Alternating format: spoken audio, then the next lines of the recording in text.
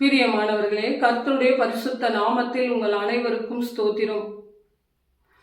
1 தீமோத்தி 3:16 தேவன் எதற்காக மாமிசத்தில் இந்த உலகத்தில் வெளிப்பட்டார் என்பதை குறித்து தியானிக்க போகிறோம். இயேசு கிறிஸ்து தேவனாக இருந்த பொழுதிலும் கூட முழு மனிதனாகவும் பூரண மனிதனாகவும் மாமிசத்தில் மனித சாயலில் அவர் வெளிப்பட்டார். ஆவியில் மாத்திரம் அல்ல, மாமிசத்திலும் அவர் வெளிப்பட்டார். எதற்காக வெளிப்பட்டார்? அவரை நாம் அறிந்து கொள்வதற்கும் புரிந்து கொள்வதற்கும் அவரால் நாம் ரட்சிப்பை பெறுவதற்கும் நமக்காக பாவ நிவாரண பலியாக தன்னை கொடுத்து நித்திய ஜீவனை நாம் சுதந்திரித்துக் கொள்வதற்கும் தேவன் உலகத்தில் மாமிசத்தில் வெளிப்பட்டார்.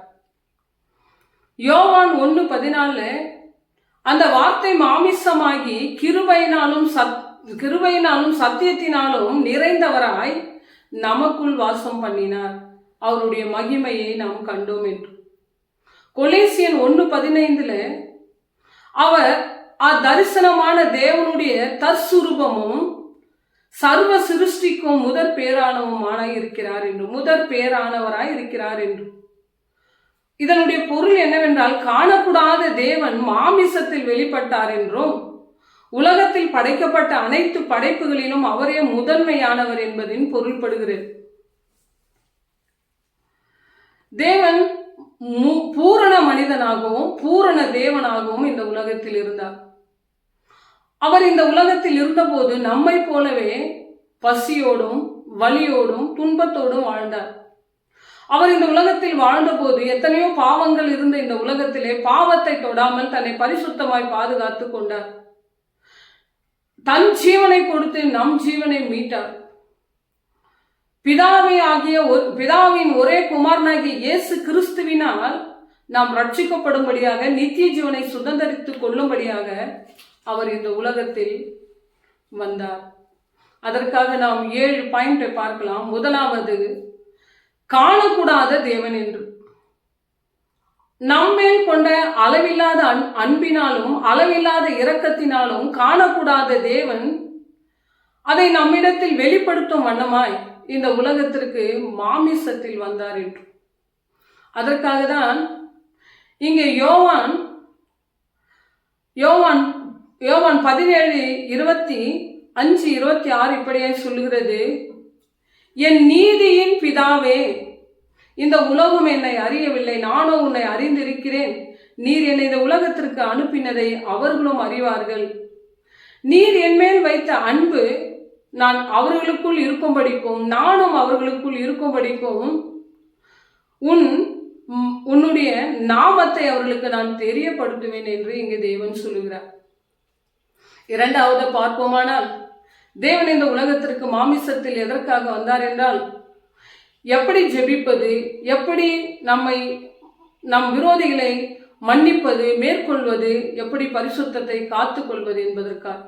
தேவன் இந்த உலகத்தில் மனித அவதாரத்தில் 33 காலம் இருந்த பொழுது தேவன் ஜெபிப்பதிலும் நமக்கு எதிராக யார் எழுந்து நின்றாலும் துன்பப்படுத்தினாலும் துக்கப்படுத்தினாலும் அவர்களுக்காக பரிந்து பேசுவதற்காகவும் அவர்களை மன்னிப்பதற்காகவும் தன்னுடைய பரிசுத்தத்தை பத்திரமாய் பாதுகாத்துக் கொள்வதற்காகவும் முன்மாதிரியுமாய் இந்த உலகத்தில் வெளிப்பட்டார்.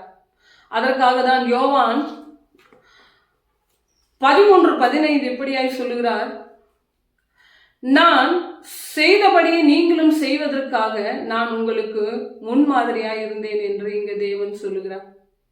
மூன்றாவது பாயிண்ட்ல நாம் பார்ப்போமானால், சாபத்தில் இருந்து நம்மளை விடுதலை செய்ய. சாபம் என்பது என்ன? இந்த வேதாகமத்தில் சாபம் என்பது கஷ்டங்கள், கண்ணீர்கள், வியாதிகள்,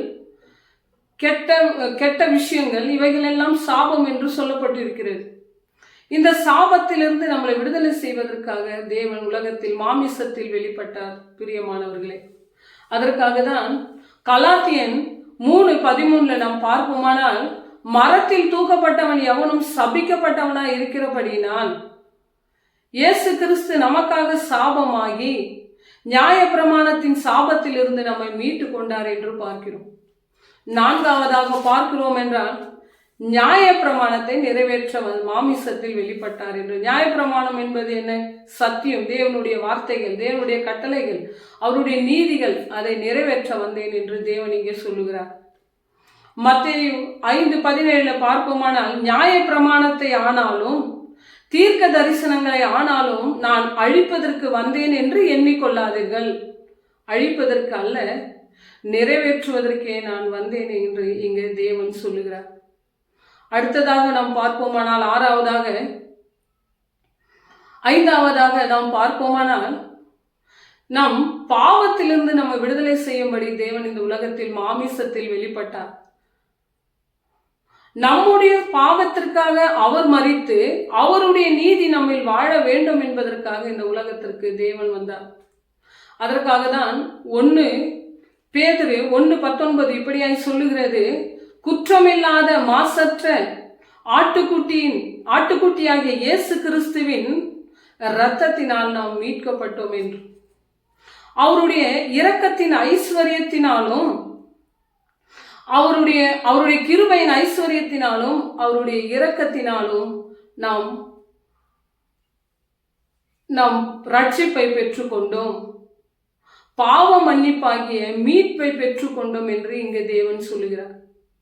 நம்மிலே பாவ மன்னிப்பு தேவனுடைய இரத்தத்தில் மாத்திரம்தான் உண்டு. அதற்காக தான் பாவத்துக்கு பலியாக, பாவ நிவாரண பலியாக தன்னை கொடுப்பதற்கு இங்க வந்தார். அடுத்ததாக நாம் 6வதாக பார்ப்போமானால், தேவனுடைய பரிசுத்த இரத்தம் இந்த பூமியில சிந்தப்பட வேண்டும். தேவனுடைய பரிசுத்த இரத்தம், பாவ நிவாரண பலி சிந்தப்பட்டால் தான் நமக்கு நித்திய ஜீவன் உண்டு. அதற்காக அவர் மாமிசத்தில் வெளிப்பட்டார் என்று. இங்கே எபிரேயர் 9:22 பார்க்கிறோம், பாவத்துக்கு விலைதான் பரிசுத்த இரத்தம் சிந்தப்படுதல். பாவம் தான் நம்மையும் தேவனிடத்திலிருந்து நம்மளை பிரித்து விட்டது என்று. பாவத்திற்கு சம்பளம் தான் மரணம் என்று நாம் இங்கே பார்க்கிறோம். 7வதாக நாம் பார்க்கிறோம், தேவனுடைய சித்தத்தை நிறைவேற்றுவதற்கும் நமக்கு அவர் மகா பிரதான ஆசாரியாராய் தென்படும்படியாக இந்த உலகத்திற்கு வந்தார். மகா பிரதான ஆசாரியார் என்றால் இந்த வேதாகமத்திலே, இந்த வேத புத்தகத்திலே, இந்த ஸ்பிரிச்சுவல் லைஃப்ல எல்லாற்றுக்கும் மேலான அவர் லீடர், அவர் முன் பெரியவர், மேன்மையானவர் என்பதின் பொருள்படுகிறது. அப்போ அவர் இங்க தேவனுடைய சித்தத்தையும் நமக்காகவும் அவர் இங்க வந்தார், மகா பிரதான ஆசாரியாராக. எபிரேயர் 4:14-15 வாசிப்போமானால் இங்கே சொல்லப்படுகிறது, வானத்திற்கு ஏறி போன, வானத்தின் வழியா ஏறி போன தேவனுடைய குமாரனாகிய இயேசு கிறிஸ்து என்னும் மகா பிரதான ஆசாரியார் நமக்கு இருக்கிறார். அவருடைய உடன்படிக்கைகளை நாம் உறுதியாய் பற்றி கொள்ள வேண்டும். அவர் இந்த உலகத்தில் இருந்த பொழுதும் தன்னை தீட்டுப்படுத்திக் கொள்ளாமல், பாவத்தில் விழாமல் பரிசுத்தமான பிரதான ஆசாரியாராய் இருந்தபடியால் அவர் நமக்கு முன்மாதிரியாய் இருக்கிறார். இந்த உலகத்தில் நம்மளுக்கு பாவ நிவாரண பலியாக தன் ஜீவனை தரும்படியாய், நமக்கு நித்திய ஜீவனை சுதந்திரித்துக் கொள்ளும்படியாய், இந்த உலகத்திற்கு நமக்கு பாவ மன்னிப்பு அவரால் நமக்கு உண்டாகும்படியாய் தேவன் இந்த உலகத்தில் மாமிசத்தில் வெளிப்பட்டார். பிரியமானவர்களே, கர்த்தர் தான் இந்த வார்த்தைகள் எல்லாம் ஆசீர்வதிப்பாராக.